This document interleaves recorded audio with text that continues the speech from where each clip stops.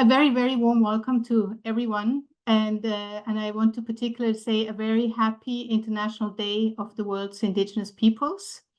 My name is Catherine Wessendorf, and I'm the director of IWGIA, the International Workgroup for Indigenous Affairs, and I'm the moderator today. So I will start with some practical points.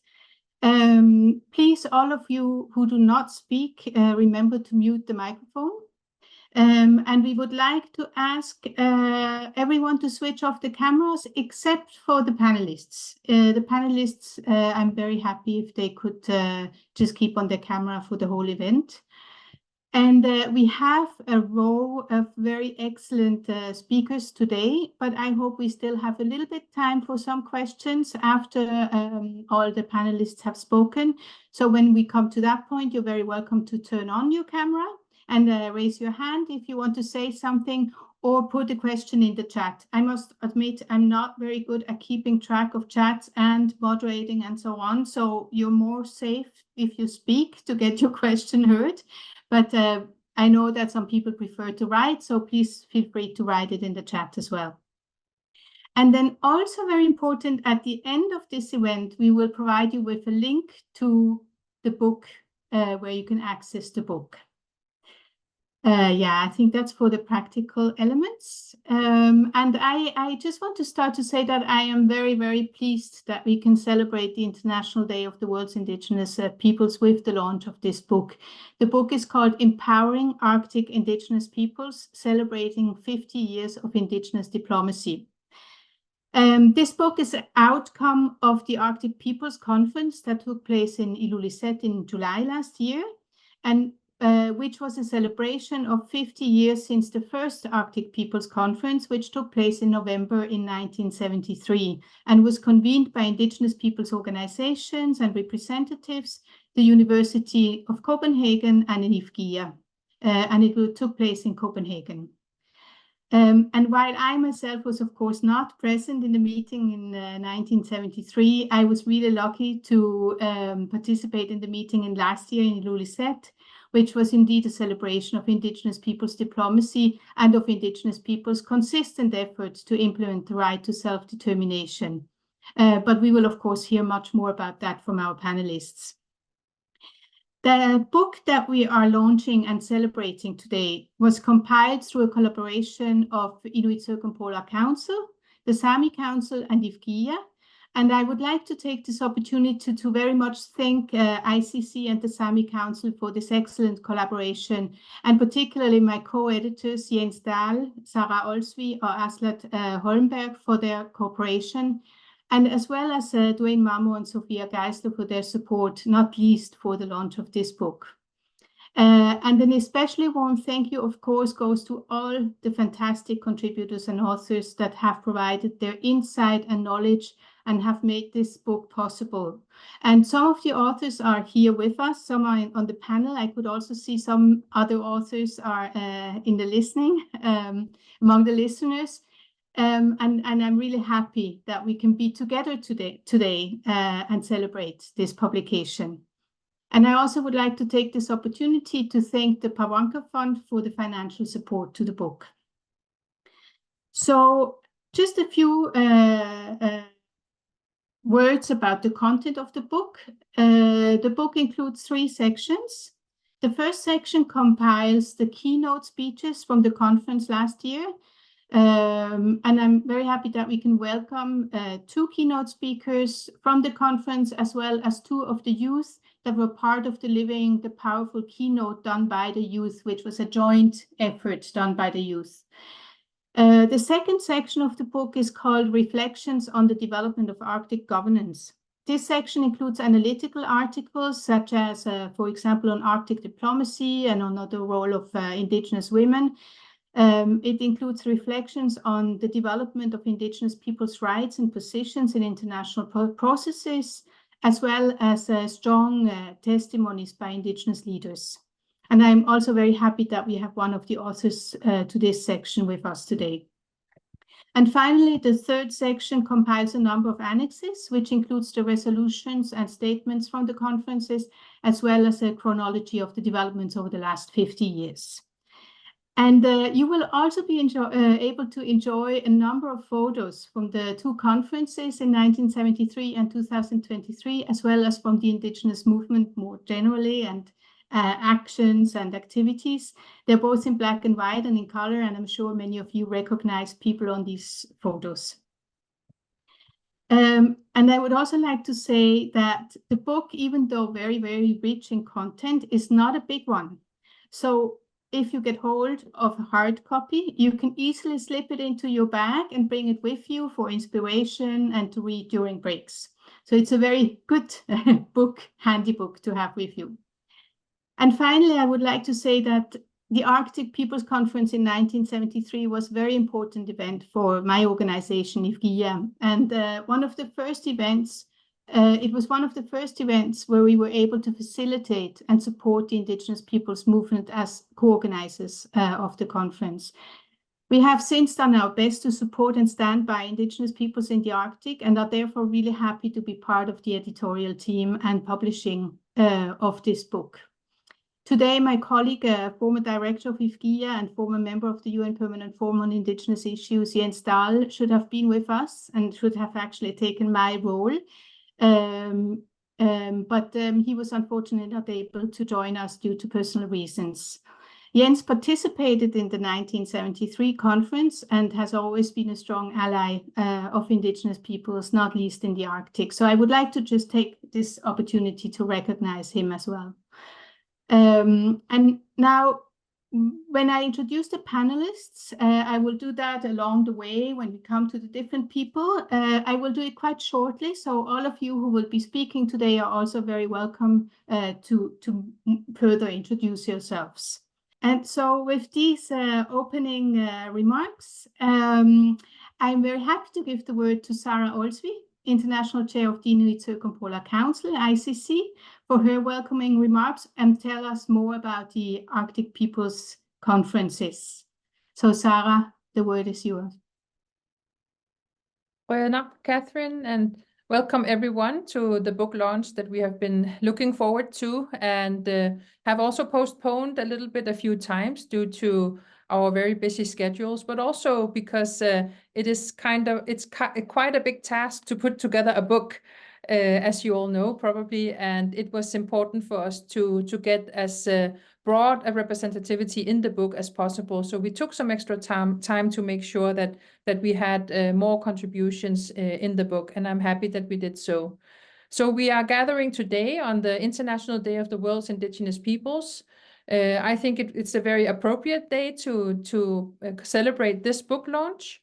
We have seen that the World Indigenous Peoples Day is a day that is observed around the world and also decided by resolution by the UN General Assembly 30 years ago. And we find it very important to use this day, not just to celebrate, but also to look back at the achievements and make sure we have a good focus on. Again, welcome everyone to this important book launch happening on the International Day of the World's Indigenous Peoples, an important day to commemorate and look back at the achievements, but also look ahead at the challenges ahead, which path to choose in the way ahead. And that is exactly what we set out to do with the book that we now have in our hands. Some of us, hopefully also more people, will have it in their hands in the weeks and months to come. We will make sure to distribute as widely as possible. And most importantly, of course, in a few hours or an hour and a half, it will be available online on as a PDF and open access, free for anyone to access. When we set out to do a publication, it was especially done because we saw a need to have text and have articles and have books out there where we see Indigenous peoples, and we have a platform for Indigenous peoples of the Arctic to tell our own political history. The 1973 meeting was indeed a political meeting. We can see it from the two resolutions that were passed, with the one resolution focusing on the recognition of peoples, of Arctic Indigenous peoples as peoples, focusing on the recognition of collective ownership to resources and lands, and focusing on a general very clear voice from a united conference of indigenous peoples from around the Arctic, calling on their states to act on the different situations that they found themselves in from colonization. And the second resolution was calling for the establishment of a circumpolar body of collaboration. And as we have seen in the following 50 years, collaboration in the Arctic has been established. And as we are also arguing in the book, some of the authors are arguing in the book, and especially Gunbrit Ratter from the Saami Council with her chapter on the Arctic Council.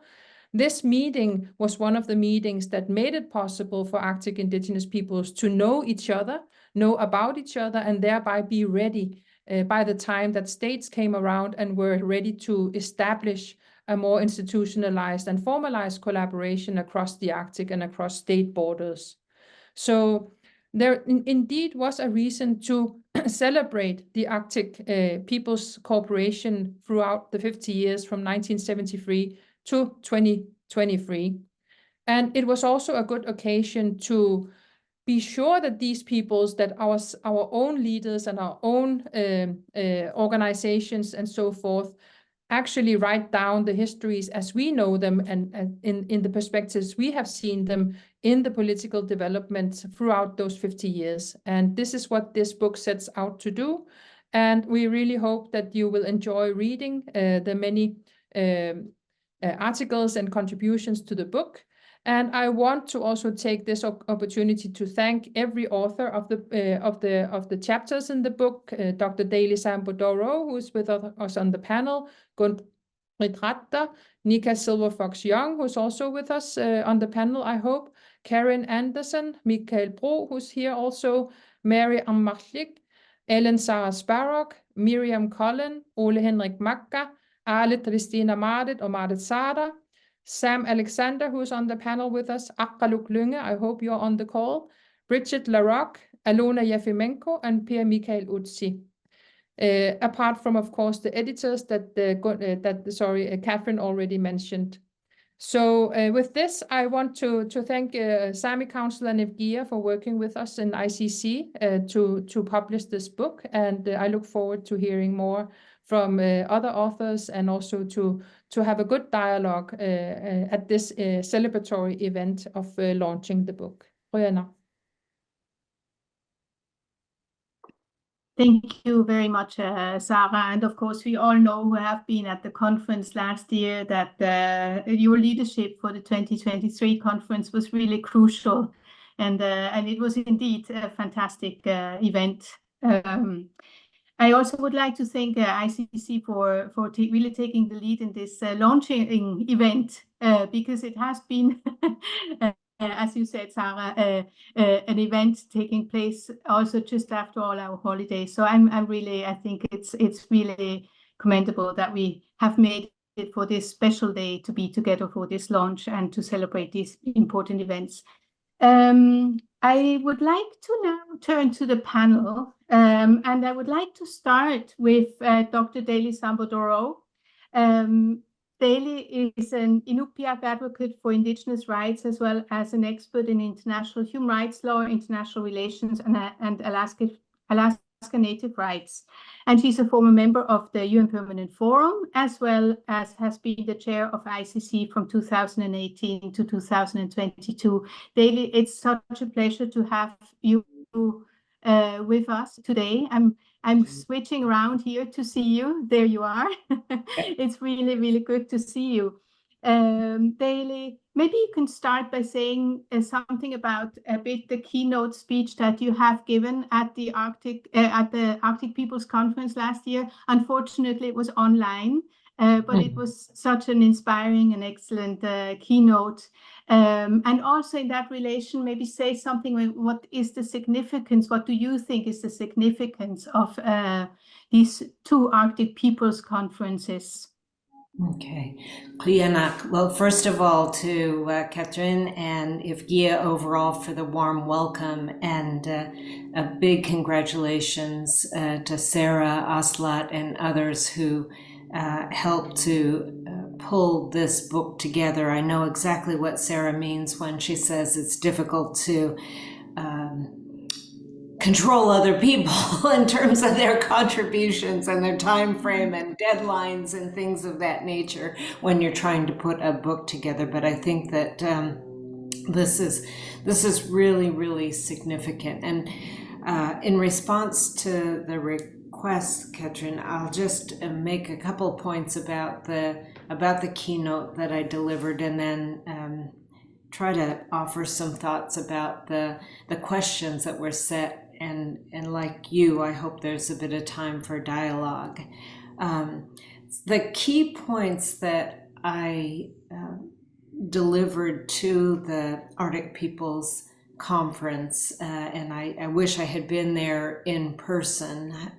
As many may know, I was caught up in the expert mechanism on the rights of Indigenous peoples session that was scheduled for exactly the same week as the gathering in Ilulissat. And I will tell you that rather than being in the halls of the UN, I would have preferred being in the community of Ilulissat with my own people and other Arctic Indigenous peoples. But water over the dam.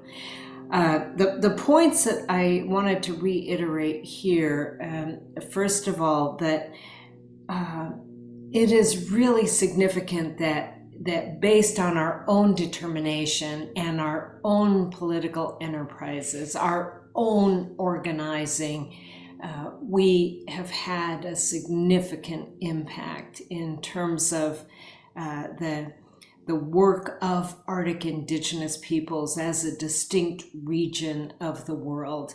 Our institutions pursued objectives and priorities that were important to them, and based upon our political will, our diplomacy, our capacity, our intellect, and our understanding of the world around us, that's what drove us to take on the enterprise of being involved at the international level. And it wasn't solely my generation, but even those before me who had the foresight. And in this regard, I specifically think of the late Eben Hobson and his determination to even bring about the creation of the Inuit Circumpolar Council. The other point that I want to make is that everything we've done concerns our human rights. And as I say in the keynote presentation, that sometimes leaders don't treat human rights as an area that saturates everything. But I think it's important for us to recognize that human rights should inform and saturate every policy and every action that we take as Indigenous peoples, and importantly, as Indigenous human rights advocates from the Arctic region.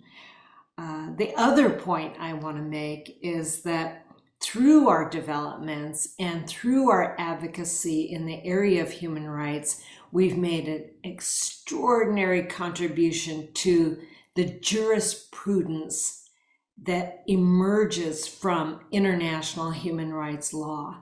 And I think this should not be understated in any way, that we ourselves as Arctic Indigenous peoples have our fingerprints all over the international instruments that have emerged at the United Nations, at the International Labor Organization, at the Organization of American States, and we continue to do so in every possible venue that we can manage to get to. The other point is that it's crucial for us to show up. We carved out this space, right? Now we need to occupy the space. We need to be prepared, informed, and educated about the venue that we're engaging in. And in terms of preparation, think carefully about our strategic priorities and what we want to achieve in order to have the most impact that we can, and to influence the outcomes of all of these different, and it's a growing number of international venues that occupy the space and the time and the energy of the Inuit Circumpolar Council, the Saami Council, and all other Arctic Indigenous peoples working at the international level. So it's crucial that we show up and that we be prepared and we be focused with very strategic and tactical methods and objectives in every possible venue that we're resourced to be engaged in. And finally, I think the message in the keynote was, what are the steps and actions that can be taken to effectively remove the cloak of colonialism that has stifled or stymied our unity and our political development? I think that we have, as the Arctic region and through the Arctic Peoples Conference, the original 1973 conference, and then the one recently concluded in Ilulissat, we are very fortunate to have this environment, this milieu that I think is unsurpassed in terms of other regions. And I mean our collaboration and our cooperation. And as someone has already pointed out, knowing who we are and knowing who our allies are in the Arctic, that has just reinforced our objectives and our priorities and the success that we can point to based upon the past 50 years. So I'll just conclude with some initial responses about the contributions of the book and the future of Arctic Indigenous Peoples cooperation. I think that as far as the value of the book, the contributions of the book, it is and has been important to memorialize through the written word our understanding of our place in the world community, and also to have clarity about our rationale concerning our advocacy and our diplomacy. But I think it's significant that we ourselves, as Arctic Indigenous peoples, through this book and through our actions, can ensure an accurate record to elevate our role within the UN and other international fora. I mean, there are numerous examples. The ongoing discussion about enhanced participation of Indigenous peoples in the General Assembly in the Human Rights Council is just one example. As far as the future of Arctic Indigenous peoples cooperation, I think, again, this long history that we've had of collaboration and cooperation. I know I'm happy to see Åsa Larsen Blind online.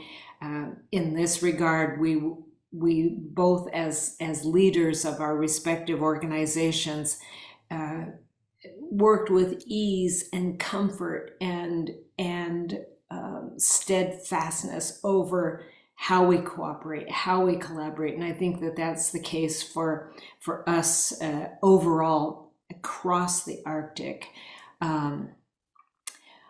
We need to grow our own cadre of human rights advocates. And that's what I referenced in the keynote speech about a succession plan. I mean, I'm aged. I need a succession plan, and we need to ensure that our young people are engaged. I was really grateful in my role as the Arctic region representative in the facilitative working group to see the Saami and their energy coalesce around more youth being involved. That's just one example. I'm going to say that I think for Inuit and Saami, and I said this in the keynote address, I urge you to look more west, and I mean steadily and more often look to the west. Look to, I know that we have holes to plug and issues and problems with our respective nation states, but it's that socialization that takes place that I just urge everyone to turn a little and look to the West in your relations, and also the strength of your relationships with Inuit and other Arctic Indigenous peoples. The final thing I want to say is that we need increased strategic planning related to the increased number of venues that eat up our time and energy and our resources, and that we can maintain and strengthen our advocacy where and when we can, but to do so in a way that is maybe even more.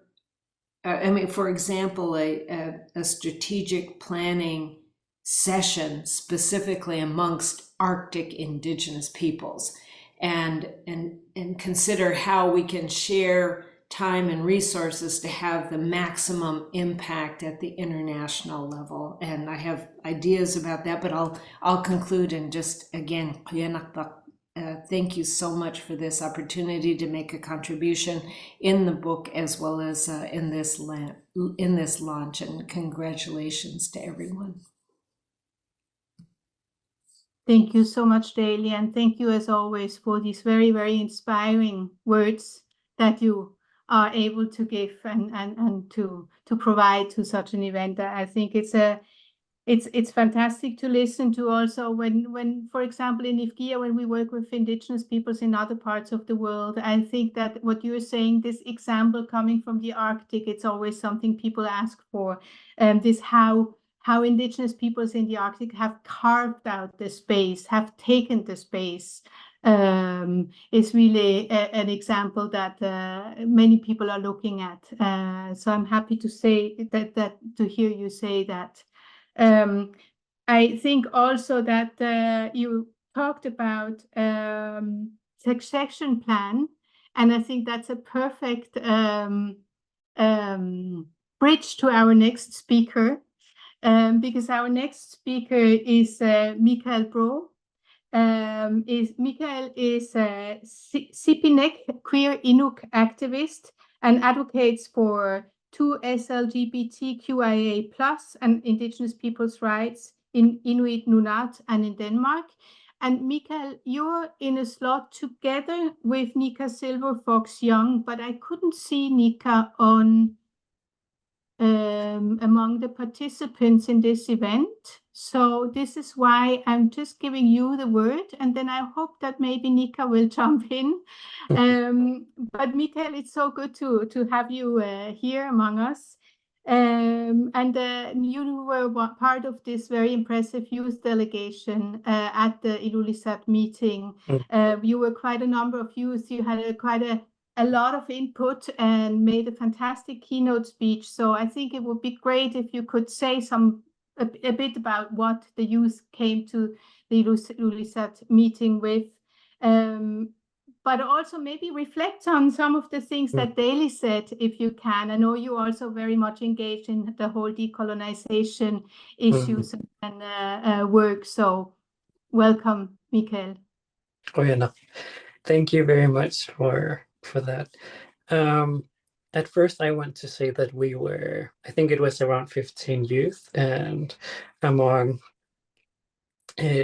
out of, was it around 45 people in the room. So it was, and I think it was very historic because I don't know if youth has been sitting at the table together with our elders, or the ones older than us, prior to this meeting last year in Ilulissat, where I am right now.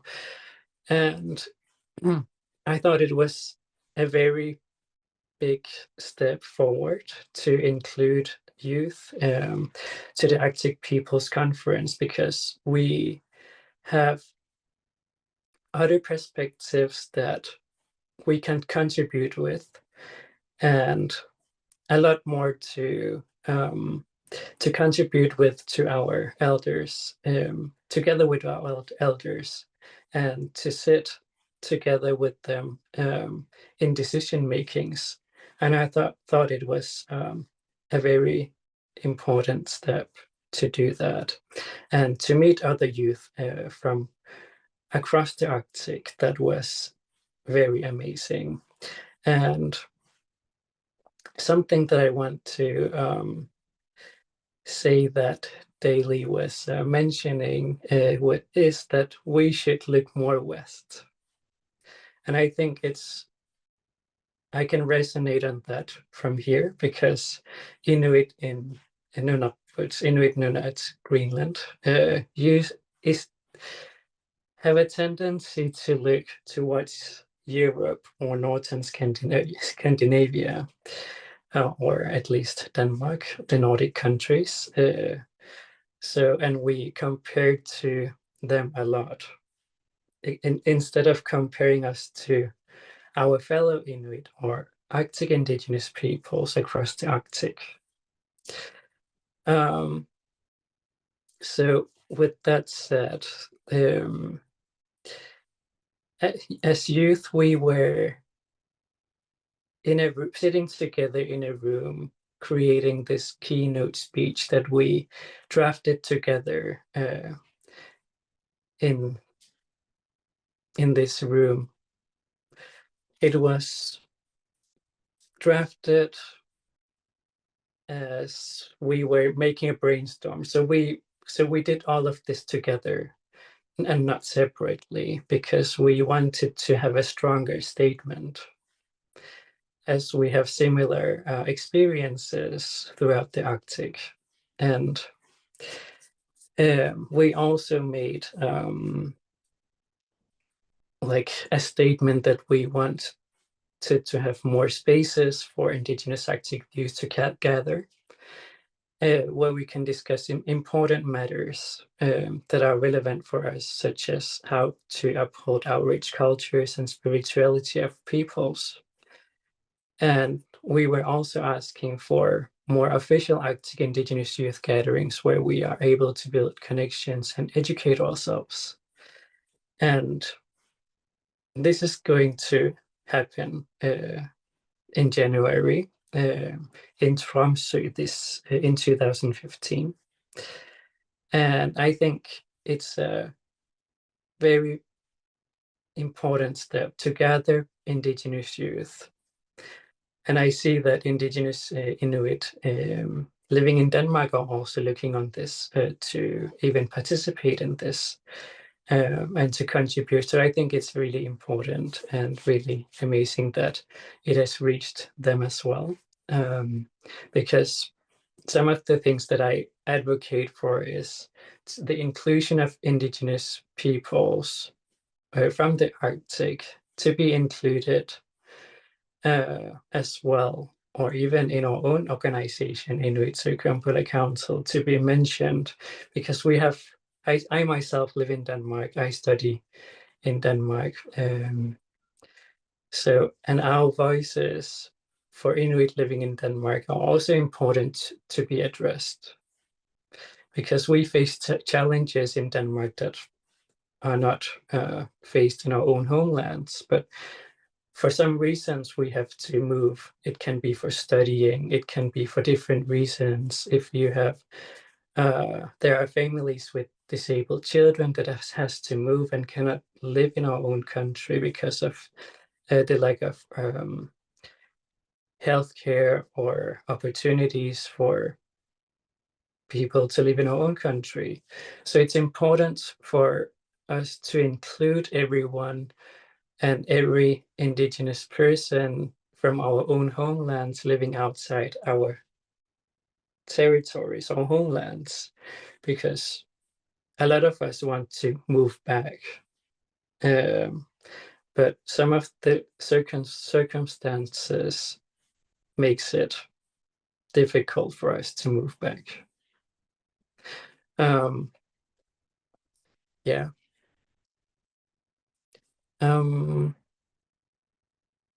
And I think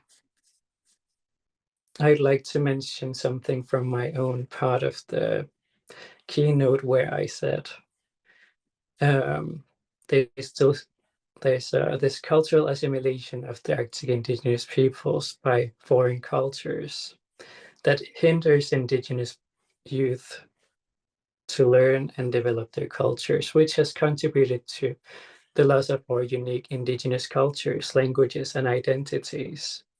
We have the right to maintain our cultural heritage and adapt to the future in a way that is culturally relevant to our Arctic way of life, inclusive of traditional livelihoods, food practices, craftsmanship, art, songs, dance, and spiritual practices.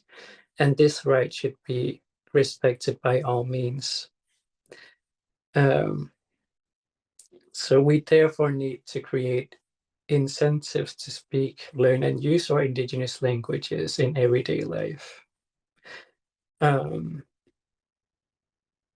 I can resonate with that a bit because my parents were assimilated. My dad was born in Denmark and my mom in Ilulissat.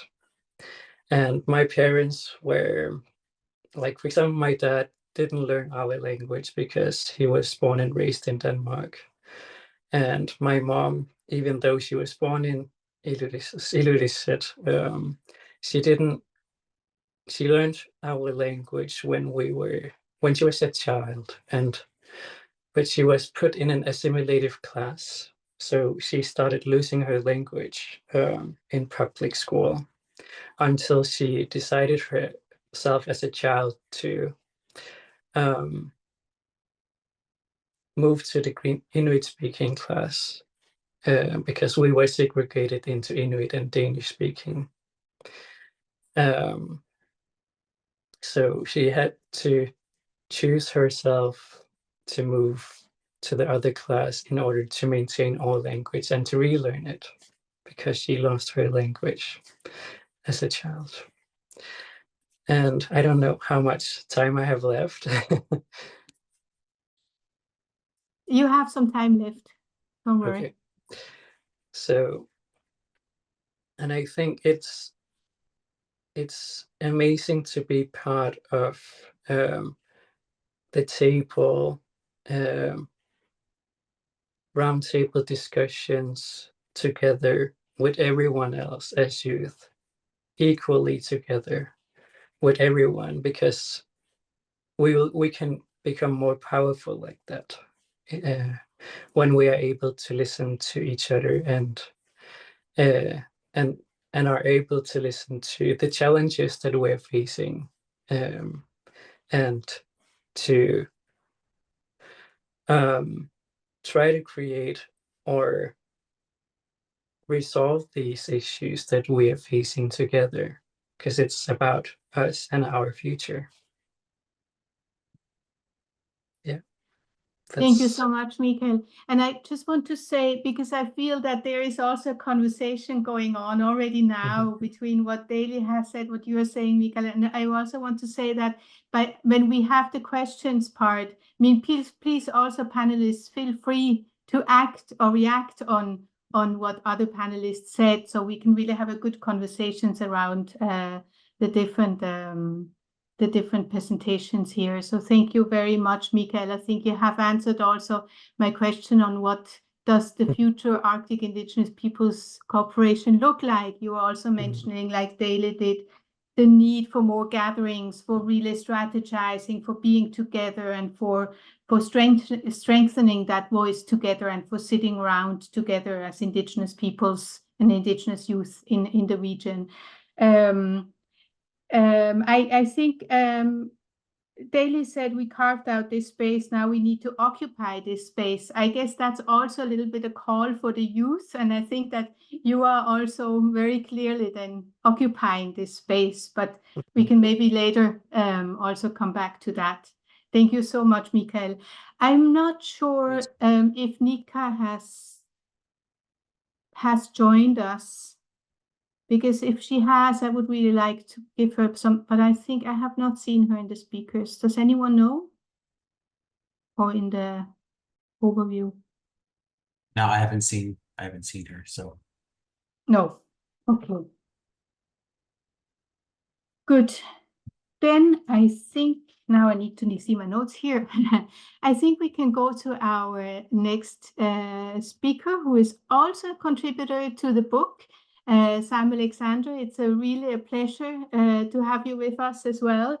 You are a board member of the Gwich'in Council International, and in your article in this book, you describe the development of the organizing of the Gwich'in Nation, and you reflect quite a lot already in the article on the role of the 1973 conference, and also where this had led to in terms of your participation in the Ilulissat meeting last year.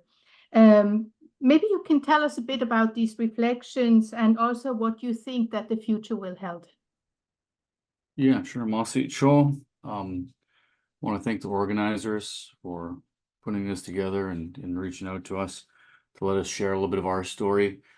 You know, for us as the Gwich'in Nation, things have changed pretty substantially since the 1973 Arctic Peoples Conference. We did have we had somebody there, but not serving in an official capacity as our nation or as a representative of our nation, but was there. And the details are still a bit murky because information from that time period is not always the clearest. But for us, you know, I think a couple things. We were in the process in 1973, in the early 1970s, here in Alaska. The Alaska Native Claims Settlement Act was signed into law in 1971. And when that occurred, it really started the, I think, a push by tribal entities, a stronger push by tribal entities to assert their self-governance. We had a bit of it beforehand, but when the law was signed, when 1971 law was signed into law, I think you saw the tribes really starting to recognize the impact of ANCSA. And so this Land Claim Settlement Act really was kind of crucial to us, and it occurred around the time of the Arctic Peoples Conference. So we had kind of think about it as kind of two lines, parallel lines of development. One line being here at the state level within Alaska, and then you have this international level that's going on.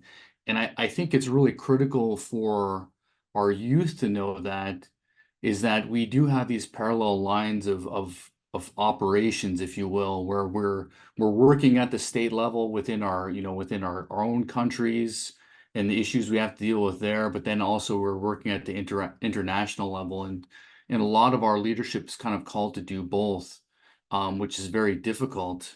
One of the great things about being a part of Gwich'in Council International is that my perspective kind of is firmly placed in an international arena, which allows me and the rest of our board to focus on the issues at hand that kind of go across the borders, and allows us to do that collaboration that was spoken about earlier.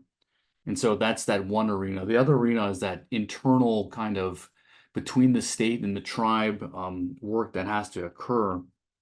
And a lot of that's occurred since 71. One of the things that we had here in Alaska was we had our tribes recognize that we had lost a significant amount of power in this Land Claim Settlement Act, and specifically lost our Aboriginal hunting and fishing rights.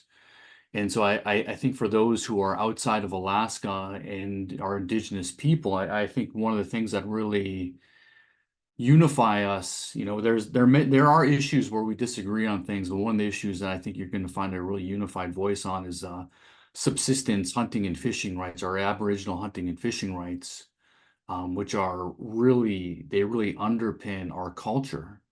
We are able to live as Indigenous people, and our identities are Indigenous people as being tied to the land. And that law really took away that from us here in Alaska. And so as we move forward, whatever work we do, you can see from us as Gwich'in people is always, how do we re-strengthen our ties to the land? That's really the kind of the key thing that we do. And that occurs here at the state level and also at the international, is how do we strengthen our ties?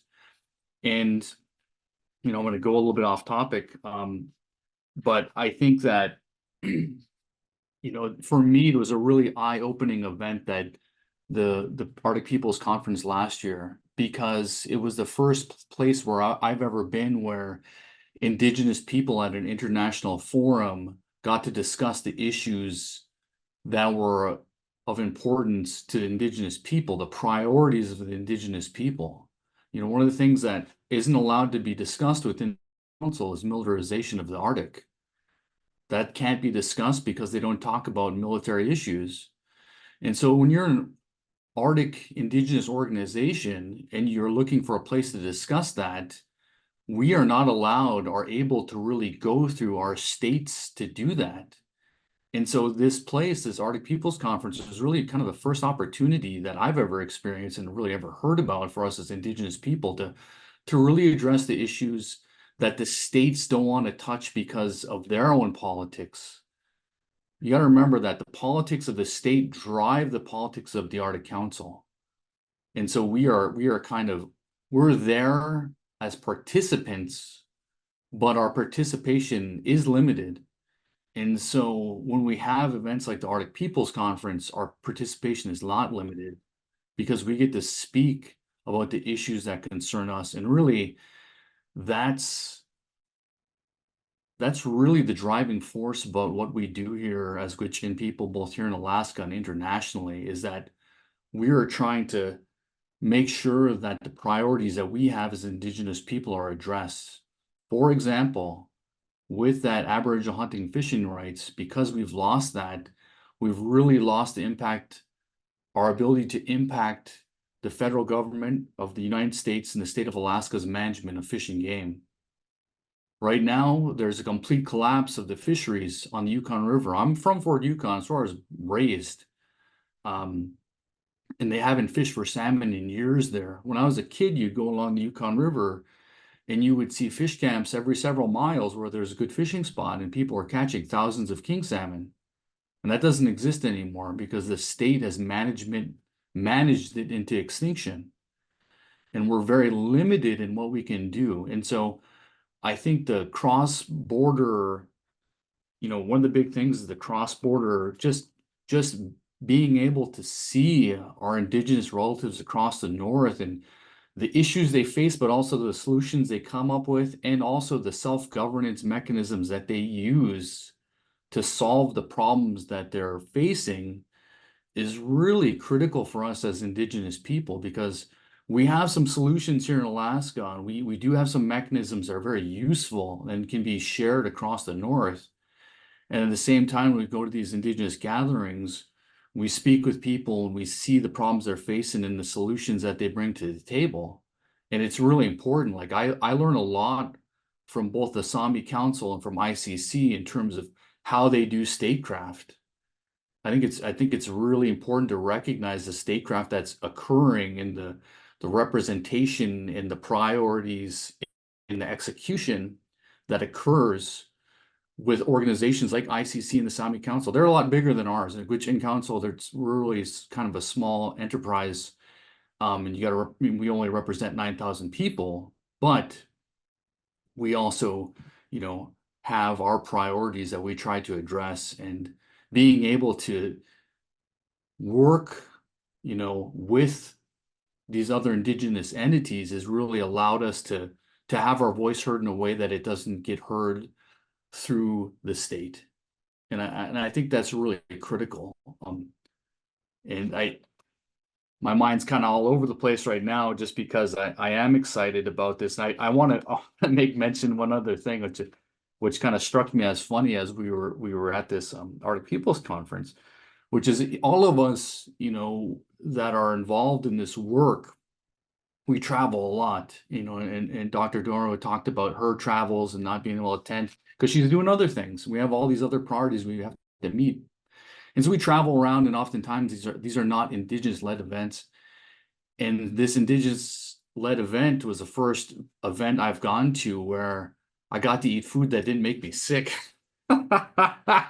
Usually I go to these things and they feed you pasta and you're eating all this other stuff that we don't even like to eat anyways. And then I went to this Arctic Peoples Conference, and I ate the best food I've ever eaten at any event in my life. It was just, I remember, I still tell people about this. My dad was chief for a long time, and I told him about how there was piles of fish and there was different types of dry fish. There's piles of meat and different kinds of meats that we got to eat. And,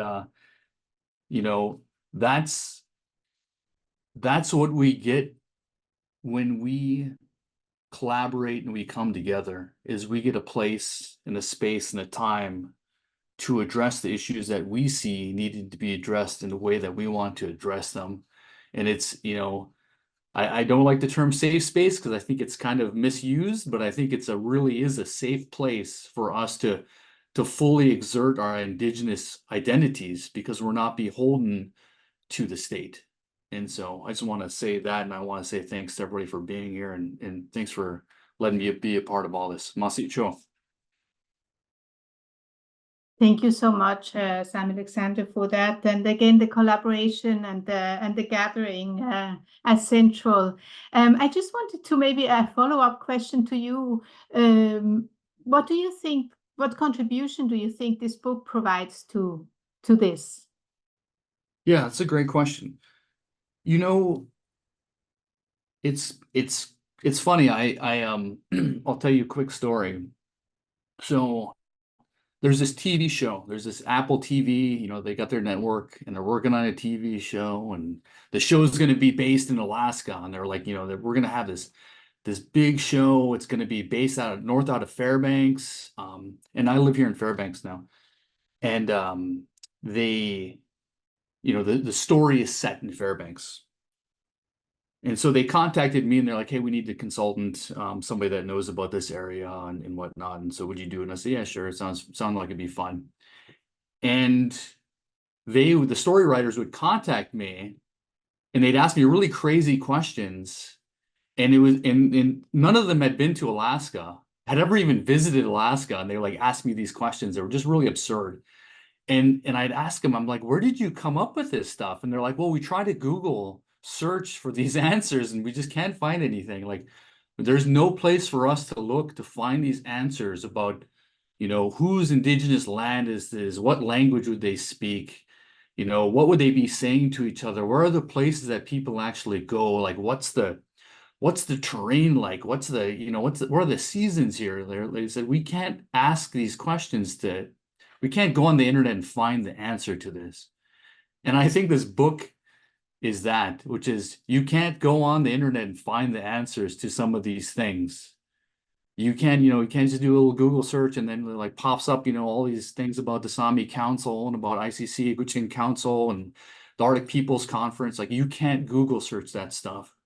You can't Google search, what it means for us as Indigenous to have a conference and have a meeting, and what it means to us, and how do we collaborate, and what are our priorities? How do we think about these things? There's no place to find that except for a book like this where our voices are actually being heard. And so without this book, you don't have access to it. And I'll tell you, it's really important, and accessibility is an important thing. I'm a language teacher. And so having something they call comprehensible input in language and language teaching. And so it's basically like, what can somebody understand just to a level? So if they see an action, you put a word to it, they can understand it. That's the comprehensible input. This is comprehensible input to policymakers and to people that are trying to understand us. They want to understand our priorities and how we think and how we approach these problems. And there are people that really are, interested in a good way and wanting to work with us in a positive way. But sometimes how we think isn't always accessible to those on the outside. So we're making that accessible to each other for us to better understand each other as Indigenous people, because we do have different cultures and languages. We're also making it accessible to people that are outside of that frame, but are Arctic players. And so those observer states that are part of the Arctic Council, the member states that are part of the Arctic Council, these international organizations, these NGOs, they can't just pick up the phone and call Dr. Dora whenever they want, or Sam Alexander wherever they want. That doesn't really happen. They don't have access to us, but this book provides access. And I think it gives them a starting point to ask better questions and be better partners in the work that we do in the Arctic. Thank you very much, Sam, for that very inspiring insight into the usefulness of this book. Thank you. And now I want to go to our last but not least panelist, Åsa Larsen Blind, who is Vice President of the Saami Council. Åsa, it's fantastic to have you here. I'm just trying to find you. There you are. Just try to find your face, your video.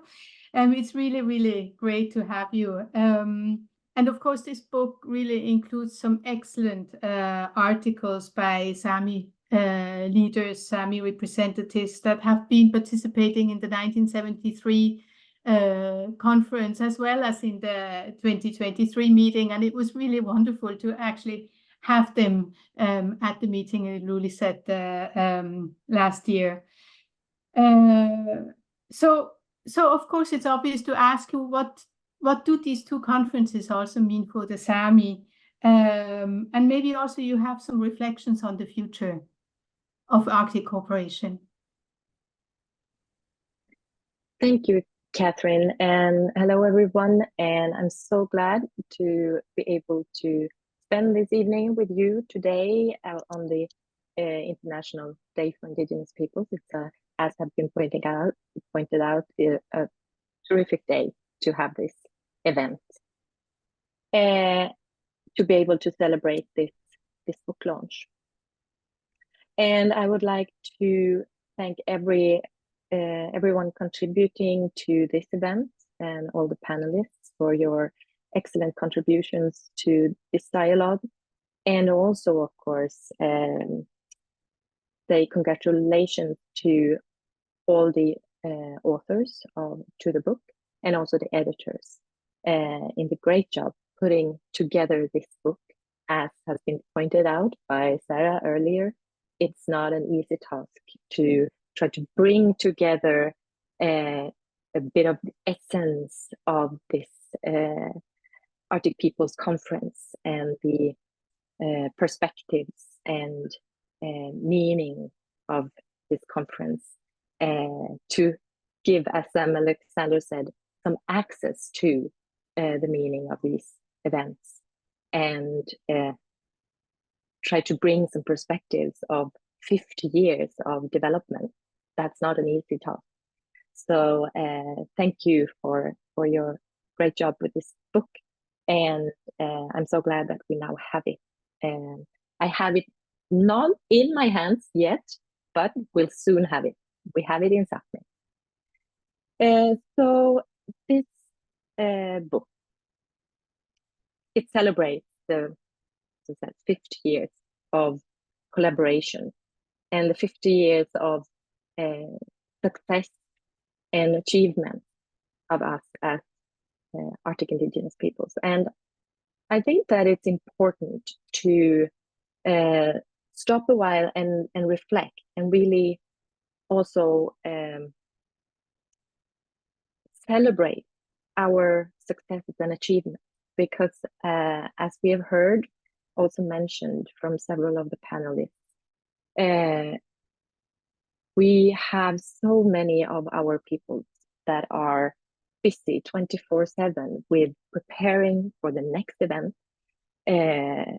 planning for the next conference, participating in the processes, summing up the steps that we have been taking, strategizing for the next step to be taken. And within that, it's also so important to stop and reflect of what we have achieved and what our peoples and our leaders up until now have succeeded with.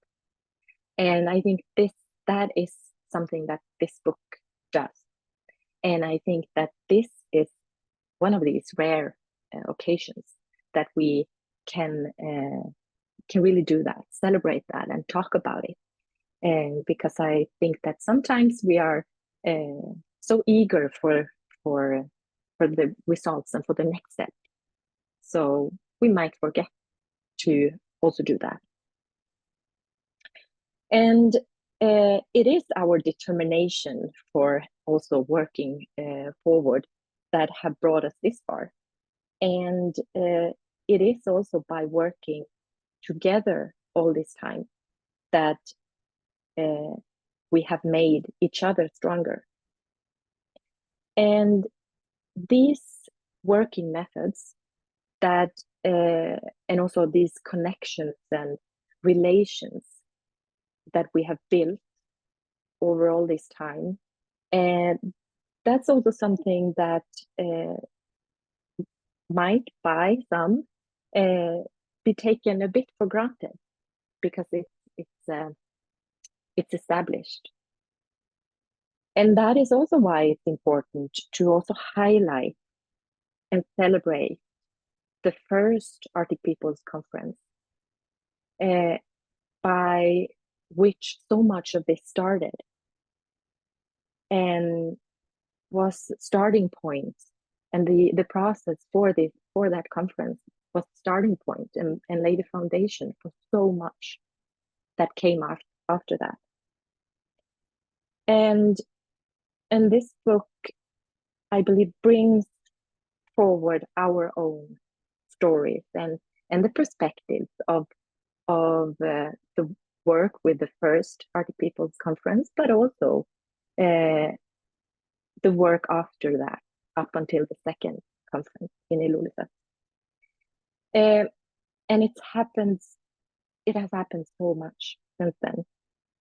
And as also been pointed out by both Daly and Sam, it is crucial that we ourselves share these stories, that we share them to the world and give access and accessibility to our perspective, but also that we share them amongst ourselves and to our people, and also between our people, so that we can get more insights and learn about and hear the stories and the perspectives of the other Arctic Indigenous peoples, how the first conference was perceived, and all of these details of what happened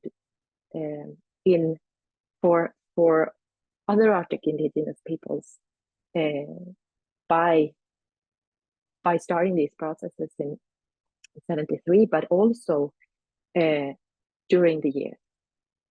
Because I think that brings also pieces to the puzzle that brings the whole of the meaning of the work that we have done up until now. And I think that overall, this shows that we as Arctic Indigenous peoples have been in the forefront and also in the center of Arctic diplomacy and governance. And when looking at the world today and the situation where we find ourselves, that is still the place where we need to be for our societies and our regions. And I want to highlight something that Marit Sara so well put it in her contribution to the book, that we have, through this time, we have created strong organizations based on solidarity and identity. And I believe that this determination of who we are as peoples, and also the strong foundation of the collaboration that are built in our working methods and the way that our societies work, that have also brought us to where we are today and to these achievements. And also highlighting another contributor, Per Mikael Utsi, where he points out in his chapter that the development of our organizations and representative institutions are examples of these achievements.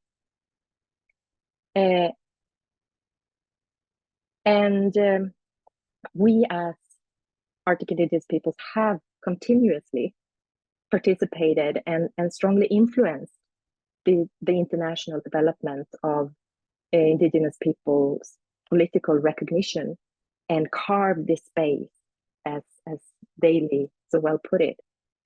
And looking ahead, also, you asked me about that, Catherine.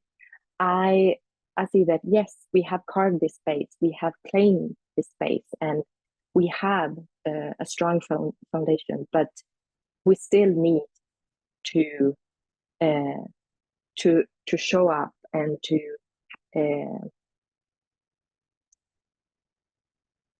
use this space. And I couldn't agree more in what have been said, that we need to be also strategical in how we use our resources.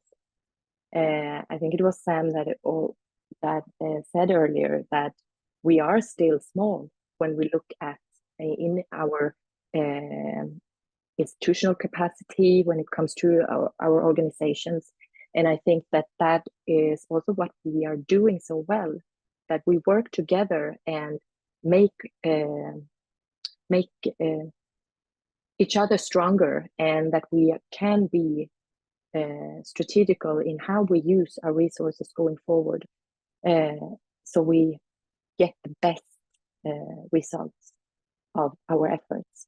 And I think that is something that we will continuously need to work on. But I think that looking at what this book brings forward and this event shows that we have a strong foundation, and by highlighting these our success stories, that is also how we can bring forward what our unique working methods as Indigenous peoples are.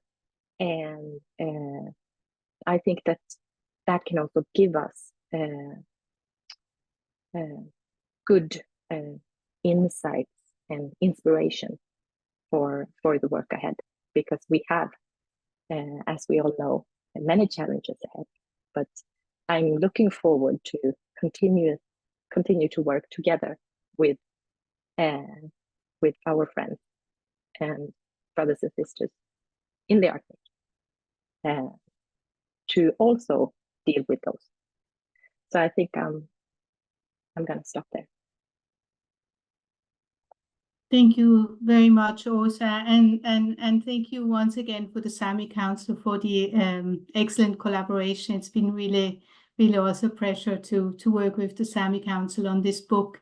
And I think it's been a nice kind of turning around, that you say that we take a step back and celebrate what we have achieved, reflect, analyze where we are, how we can do it together better, maybe, but also how do we fill these spaces that we have carved, which is something that Daley said as the first speaker. So I'm panelist, so I think that we have a very nice rounding up here.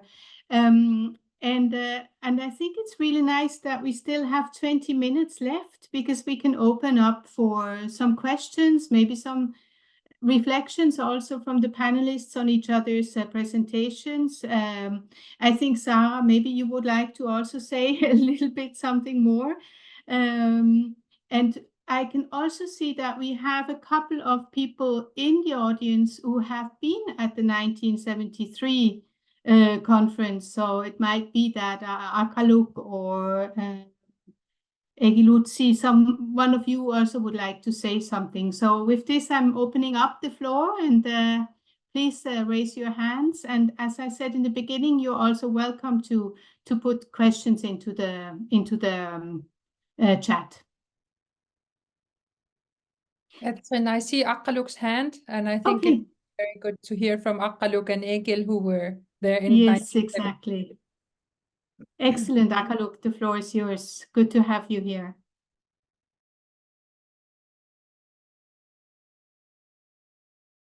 I think you need to unmute yourself, Akkaluk.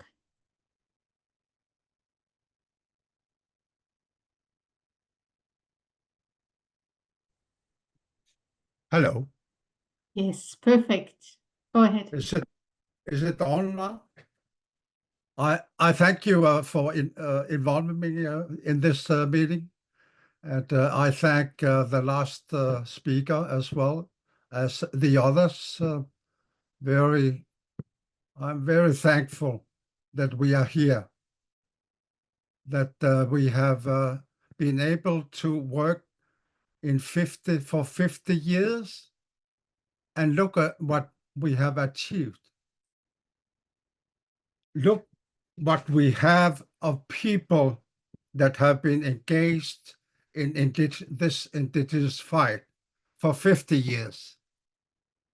Look at those indigenous diplomats, the experts on every matter. They have been together. I first met them in 1984 in Geneva, and I know that my friend Daly was there already in 83 at the Geneva meetings, where we have met so many good people that we have learned from. They have been fighting in their own country, in their way. And we, coming from Scandinavia and Greenland and the Saamis, we were from Nordic countries, and all the others were North American, South American, Oceania, wherever you are. So it's a very different people, not difficult, different people. And we have to understand our differences as well. So I have learned to respect others, their position. And I think that that's where the diplomacy, the real diplomacy among the indigenous peoples are, that we only can survive by staying together and laying the ground, organizing the young people to be able to fight further tomorrow and in the future. That's important for us. We have challenges ahead. In Greenland, we are so lucky. Since 1973, when I first met Inuit Josie Kusuak in Copenhagen, and we met actually in Le Havre, France, for another meeting in May 73. That's where everything started. So you can read it in this excellent book we have. I want to thank many people, and also tell the youth today that what we have achieved in Greenland is very special. So we actually have a nationhood. We have actually our own state. We manage our own resources, both living and non-renewable resources, everything. That we have achieved through democracy, through peaceful diplomacy. And that's why the surroundings have understood where we are, and Greenlanders have been able to achieve to be a people, and that's been endorsed by the Danish authorities as well. So actually, what we have achieved in Greenland is that we have been accepted as people with a right to self-determination under international law, which means that it's way different from what we have in Nunavut and in Alaska or in Chukotka. That decision also, according to Section 21 of the Act of Greenland Self-Government says that Greenland's independence shall be taken by the people of Greenland until any such decision has been endorsed by the Greenlandic and the Danish parliamentarian. Greenland remains part of the Kingdom of Denmark. The act does not prejudice the rights of the people of Greenland under international law. So we have on government level also achieved here in Greenland for Naalakkersuisut, the government of Greenland, to be able, on behalf of the Kingdom of Denmark, to negotiate and conclude agreements with foreign states and international organizations, including administrative agreements which exclusively concern Greenland, entirely relate to fields of responsibility taken over by Greenland. So because of that, the NGO situation in Greenland have also changed, because we have de facto an indigenous government, and we have our country, Greenland, and we have the Queen and the King, the new King of Denmark, that are telling us that the Kingdom of Denmark is free countries like Denmark, Faroe Island, and Greenland, which is something that we have achieved and that we should work further on. So it's very interesting that around our world, with indigenous peoples trying to take over the government system or the education system, it's been very difficult for us to cooperate. But because we are from the Nordic countries, we have been able to work together with the Saamis through Nordic cooperation with ministerial approval. And when we have a trilateral cooperation and events, we actually can get that paid by the Ministry of Nordic cooperation. And we cannot go to Canada and do the same. We cannot go to United States and ask if they have a Minister for Culture or Secretary for Culture. No.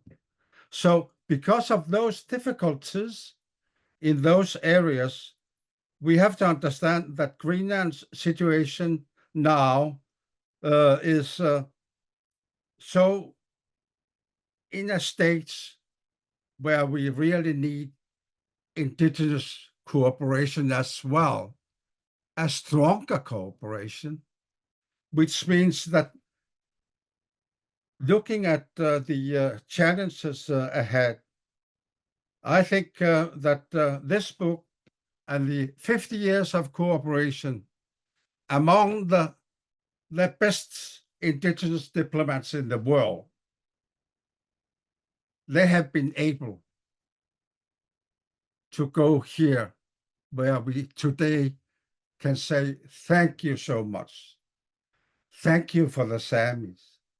Thank you for the Alaskan indigenous peoples, all those many peoples in Alaska and Canada, and Joshi Gushuak that left us, unfortunately, for 3 years ago, that I met the first time, 1973. He would today say also to me, thank you, because I owe him also so much. We owe each other so much. Congratulations with this important United Nations Day. And bye-bye. Thank you so much, Kalaallit. Before I give Mikael the floor, I can see your hand. Dwayne, maybe you can actually switch to the link to the book.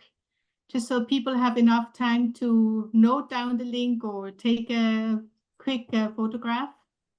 Yeah, I'll do that in just a minute. Yes, Yes. super. Thank you. So Mikael, go ahead. Yes, for the statement of the Arctic Peoples Conference last year, as youth, we signed the statement together with our elders and the ones older than us.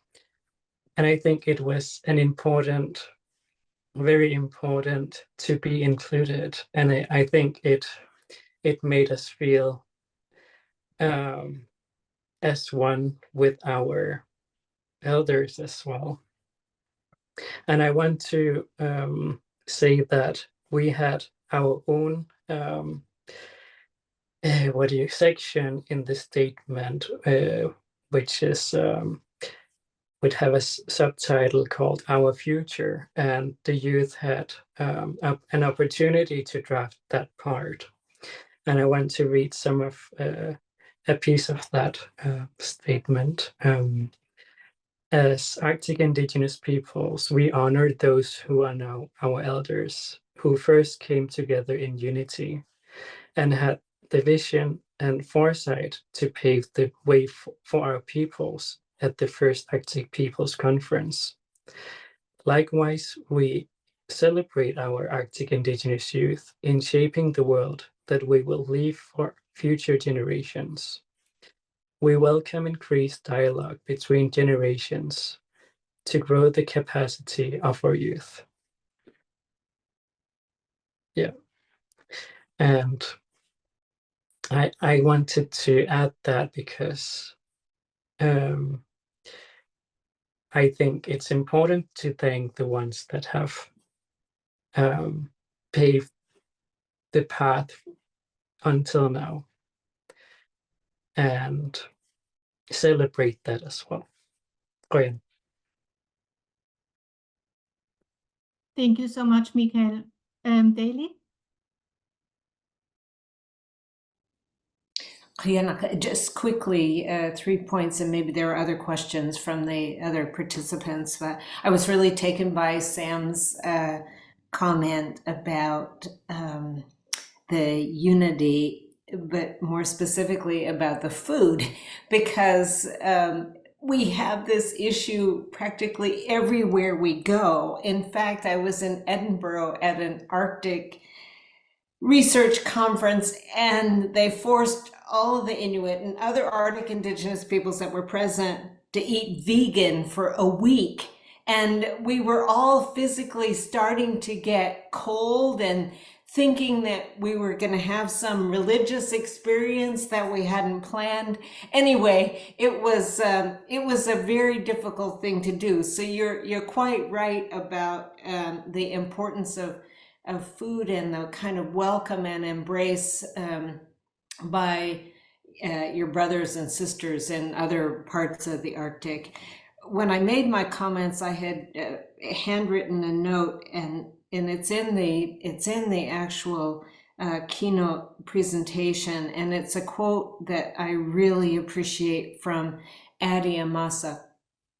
And at a meeting discussing philanthropy and Arctic Indigenous peoples' needs and priorities, one of the things that she said, and it relates to the title of the piece I offered about shedding the cloak of colonialism, that we need to instill in our people the desire, or not the desire, but the energy. And her quote is, to be determined about self-determination, to be determined to be self-determined. And it's such an important thought as far as that our next generation and the future of our objectives, that our people individually, then collectively, being determined to be self-determined. It sounds a bit crazy, but to me it's a huge statement. And I just want to applaud and say Qianakbak to Akaluk for his words and also his work and his service on behalf of our people, and in particular pick up this point about peaceful diplomacy. I think this is we in the Arctic have been very fortunate to engage in peaceful diplomacy, you know, in international law and the work that we do. There are so many regions in the world where there is no peaceful diplomacy, where there is no peace. And I think that you, Akkaluk, underscoring the developments that have emerged in a peaceful environment is huge, especially as we face the different conflicts in the Arctic and across the globe. So again, just a big acknowledgement for the years of work that you have put in, Akkaluk, on behalf of our people and on behalf of Indigenous peoples. Thank you. Thank you very much, Daly, and what a celebration we have. Thank you, all of the panelists, and also Akkaluk. It was so great that you could also join us and have the opportunity to say something. I want to give now the floor to Sarah for some closing remarks, and then I think we need to close the event. We have 1 minute left, but I'm sure, Sarah, you can use a bit more time than that. Thank you, Katrin. And also just commenting on the very important contributions today in this panel. And also, Akkaluk, thank you for giving your, passing on your wisdom to all of us here in this. And then particularly also personally, thank you from me. It's last year, it will be 20 years ago, I started working as a student help for ICC under your leadership, and both Daly and Akkaluk joining you to UN meetings in Geneva. It has truly formed me as a person, but also as a politician. So thank you so much to both of you for being here and contributing to the book. I was just also struck by some of the things that were said, and not to take too much time, my mind wandered back to the very important message that many of our leaders, and especially you, Daly, have highlighted again and again, that our history does not start with colonization. And I think that also speaks to the last quote you were highlighting on being determined to be self-determining, that this inherentness of our self-determination is something that I see across Arctic Indigenous peoples. Again, here in Kalaallit Nunaat in Greenland, we do not question whether we can take our own decisions. We just do it. And we see that in the way that we have developed our self-government agreements and our legislation around that the legislation often came after we did things. We exercised our inherent right of self-determination, and later somebody had to fix the law so that it was also compliant with the law in between Greenland and Denmark. And still today, some legal experts, some constitutional lawyers will argue that having self-determination and a nation that is as self-determining as Kalaallit Nunaat is not compliant with the Danish constitution. So I truly think that those quotes and that perspective is so important to pass on to the next generations. And I wanted also to reiterate, as I think I mentioned last summer in Ilulissat at the Arctic Peoples Conference, this should also remind us that colonization does not define us. Of course, it has formed a lot of the framework under which we operate, but as peoples, we should hold on to colonization not defining us. And I think that is also part of the history that is so important to tell through a book like this, and in general by participating, as everybody is mentioning, participating, taking up the space, being there, being prepared, being there at the appropriate time in the morning before the meeting starts, so that we are part of every dialogue that we can be part of, just by making sure to show up. I finally also want to thank the Gwich'in Council International, Aleut International Association, and the Arctic Athabascans Council, who also joined us in Ilulissat last summer. Also, as Sam, you mentioned the lunches and the dinners. It was actually the elders organizations of Ilulissat who were in charge asked by the municipality to do our lunches, and they were absolutely fantastic, as you said. So also a big thanks to Avannada Kommunia, the elders organizations who were organizing our food, to the governments of Sweden, Finland, Denmark, Iceland, who contributed also financially to the Arctic Peoples Conference, and not least the Nordic Council of Ministers. They all made it possible for us to have the conference, based on which we are now able to publish the book with the support of Pavanka Fund. So with this, I also thank everyone, and also again, a small thank you, not wanting to forget to mention the book cover and also the logo of the Arctic Peoples Conference, as you probably remember from last year, being designed by Iwingwachstog-Hø, an artist here from Kalaallit Nunaat, an Inuk artist who is really wonderful with her artwork. So thank you all for joining us today. And now the book is online, so let's celebrate and hope everyone will have a chance to download it and use it actively in whatever venue you are able to.